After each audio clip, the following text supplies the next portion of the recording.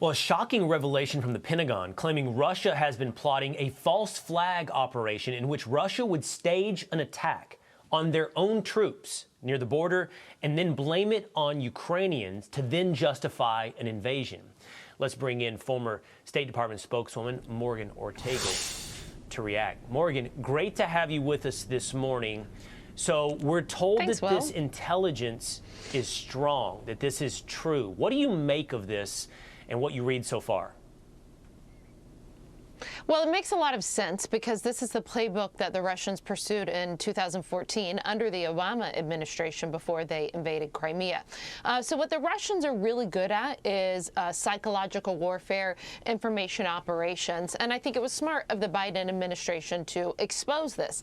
Now, the Russians, they're adept. They know that not every government in the world is going to buy this. That's not really the point. The point is to try and divide people in democratic governments like in Ukraine and the surrounding countries, to get people not to trust their government, and also to spin up the Russian people, because Russia is involved militarily around the world. In many places, they've lost many troops in some of their excursions. And so, again, the point is to prep the Russian people for an invasion and is try and divide the Ukrainian people against their government. The bad thing that the Biden administration is doing, so I'm saying good on them for exposing them, bad on them for still not giving offensive weapons to Ukraine. They keep saying that they're going to give Ukraine these weapons if Russia invades. Well, I may not be the world's most brilliant military strategist, Will, but I'm pretty sure that's not how deterrence works. Well, I want to ask you this, Morgan.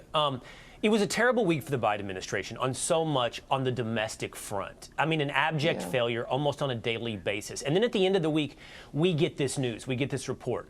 But the Biden administration didn't release any of the intelligence underneath verifying this report. So that's not to say I'm skeptical of the news, but I think it's always good to be cautious of the news as we pivot away from domestic issues and focus internationally. Is there any reason for caution, much less skepticism? Should we know this underlying intelligence? Should we see it? So I've been involved in the intelligence community for, gosh, I think 15 years. I'd have to go back and count when I actually started. I am a big believer in the veracity of this intelligence, specifically because the Russians have done this before. Now, just because you're getting intel that the Russians are painting a false flag operation, they've done this around the world, the question really is then what you do with that information.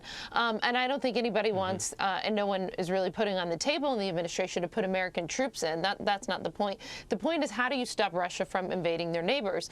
And the Biden administration has done a good job of putting sanctions packages together. But the problem is, if sanctions alone would deter Russia from invading Ukraine, then they would have never invaded Crimea in the first place in 2014.